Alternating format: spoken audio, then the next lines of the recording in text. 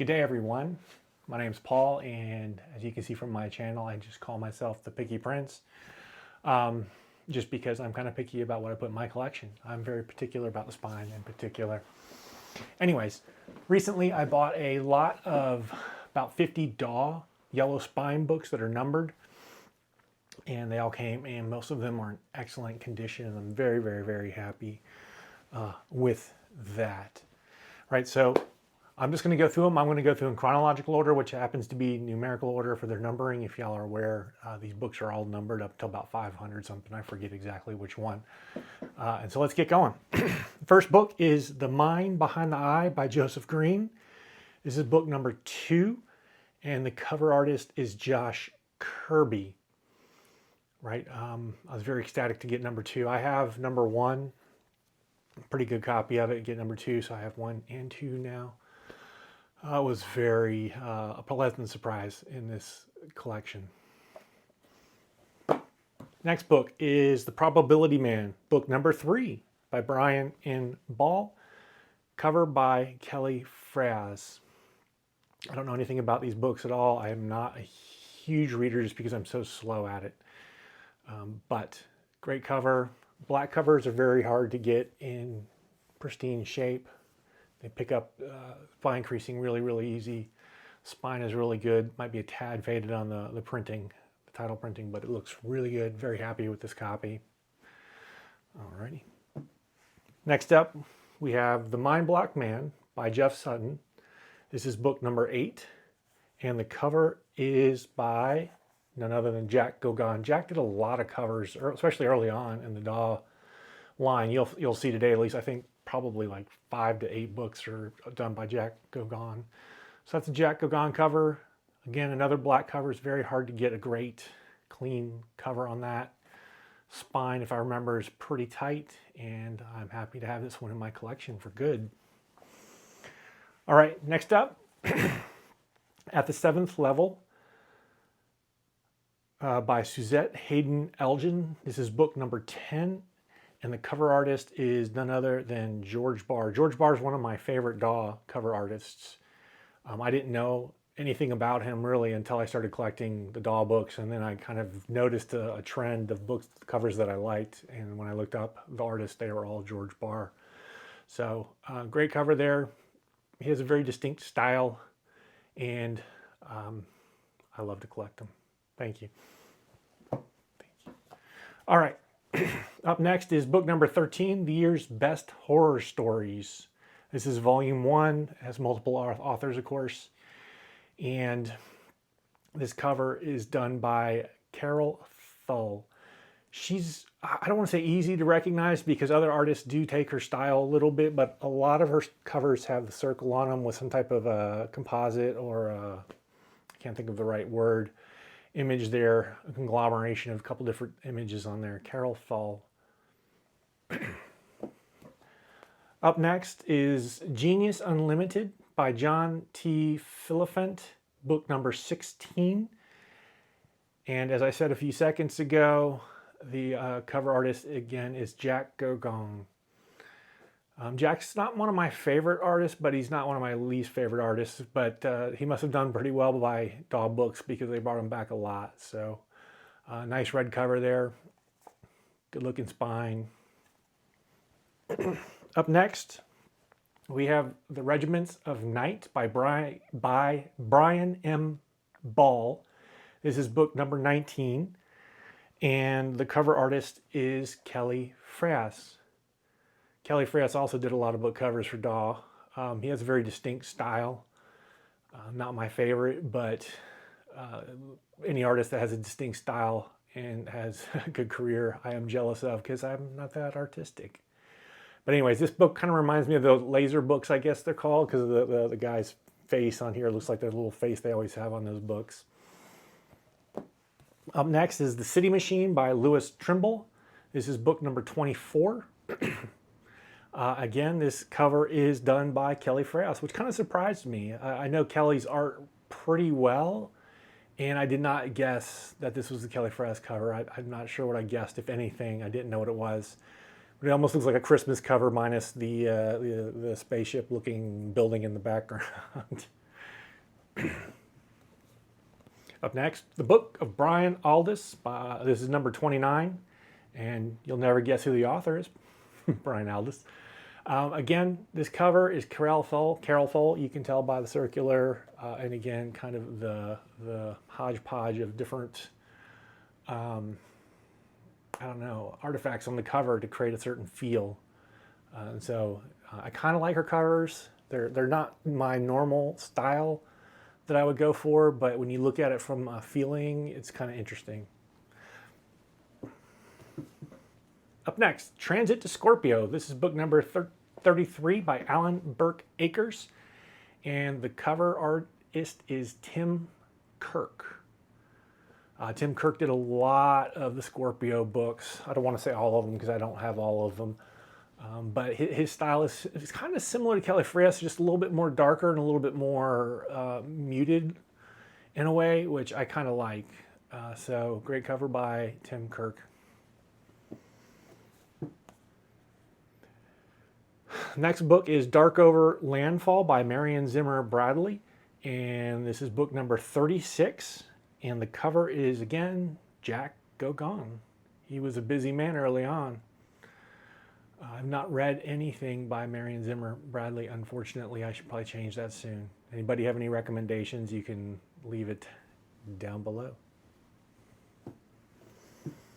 Up next, the Book of Frank Herbert. This is number 39, written, of course, by Frank Herbert.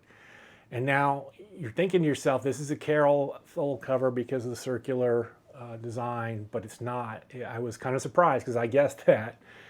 This is, number 39 is Jack Gauguin. All right, kind of surprised me on that one. I was like, are you sure? I wanted to double check because I didn't believe him.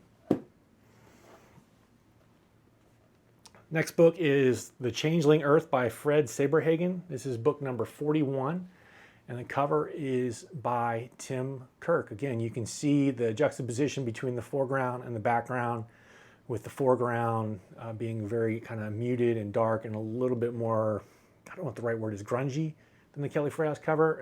And I prefer Tim Kirk's covers, in my opinion. Kelly, if you watch this, there's nothing against you. I have nothing but respect for any artist that succeeds. All right, halfway through. Next book is A Spaceship for a King by Jerry Pornege. This is book number 42, and the cover is by Kelly Freas.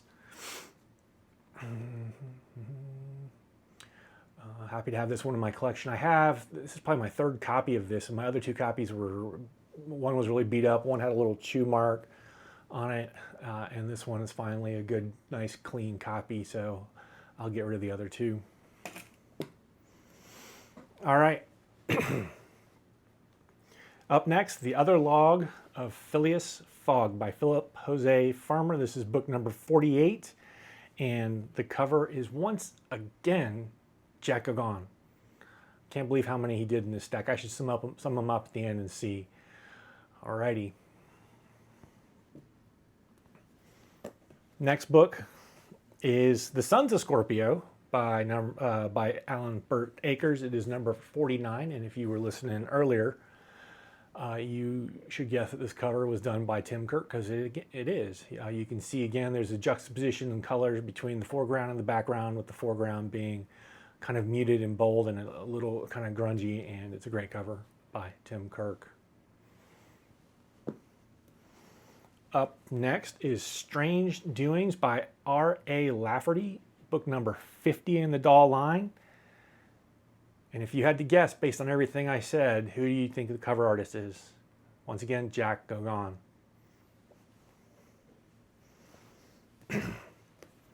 Another Scorpio book is up next. This is Warrior of Scorpio by Alan Burke Akers. This is number 65. And once again, is a Tim Kirk cover. Beautiful cover. I have a thing for big birds on cover. Not Big Bird like from Sesame Street, but big birds from... well, I won't say where. There's another line of books I like that has big birds in it, and I appreciate covers like that. So great cover by Tim Kirk. Got the little person dangling down here below, swinging on, holding on for dear life. The next book is Pandora's Planet by Christopher Anvil. This is book number 66 in the DAW line. And the cover is none other than Kelly Freas. I was kind of surprised at this cover because I thought it was a George Barr cover. And when I opened it, it said Kelly Freas. I was like, oh man, it kind of tricked me there. So not quite Kelly Freas' normal style. It looks a little bit like George Barr with the lady in the background. Alrighty. Now this one surprised me, this cover. All right, so this is Hunters of the Red Moon by Marion Zimmer Bradley. This is book number 71. And based on everything I've said thus far, you would think that this is a Tim Kirk cover, right? It has a nice red background, very kind of juxtaposed to kind of a muted foreground, kind of a grungy look a little bit. And so I thought it was Tim Kirk. I looked it up. It was George Barr, which kind of surprised me. And so, touche, George, you got me. Up next, The Crystal Griffin by Andre Norton, book number 75. Once again, the cover is done by Jack Gogon. All right, we have another Scorpio book, The Sword Ships of Scorpio by Alan Burke Akers, number 81. And once again, great cover by Tim Kirk. Really like that cover. 3 books left, people. All right, next book is The Telsey Toy by James H. Smits, book number 82. And this is a Kelly Freas cover. I want to give 100% props to Kelly Freas on this cover. I love this cover. It's a great use of space outside of the book cover, right? By being zoomed in on the guy's face, the book cover feels way bigger than it really is. And it also gives a great nod to like King Kong, you know. He's got this big, huge monster holding the damsel in distress. So good job, Kelly. Second to last, penultimate book, Prince of Scorpio by Alan Burke Akers. This is I guess the 5th book in the series. This is number 97. And the cover artist is Jack Gogon. And this has to be one of my more favorite of the covers by Jack Gogon in this run of books I'm sharing with you all. I love damsels in distress books, but second to that, I shouldn't say second to that, but I do enjoy a good, when the woman's in power and the guy's in chains. I forget where he's at. He's over here in chains. Beautiful cover, very juxtaposed with her wearing a white shirt and everything else is kind of muted and the oranges in the background. Makes you really want to read this book. I have to read the other 5 or 4 in front of it before I can get to it. Anyways, Jack Gogon, thank you. Surprised me with this one. And last but not least is Can You Feel Anything When I Do This by Robert Sheckley. This is book number 99, and this cover is kind of macabre. I can't tell if you'll be able to see it well, but there's like a hanger and it's holding like a face with the face ripping off of a face ripping off of a face. They're all kind of peeling off. Makes you wonder what's going on inside the book. This one, I had no idea who the artist was, and that was a good thing because it was making his first appearance on today's list was Hans Arnold. I knew nothing about Hans Arnold. I hadn't seen any other work by his, so I'll probably look him up and see if I have any other books by him. Alrighty, that is about 25 books. This is going to be a 2-parter. I'm going to do the other 25 books in a few days, and I will get that posted. And out of curiosity, I wanted to see how many Jack Gogon books that were on this list. So 1, 2, 3, 4, 5, 6, 7, 8. I nailed it. I said 5 to 8, and it was 8. All right. Take care, everyone, and keep on booking.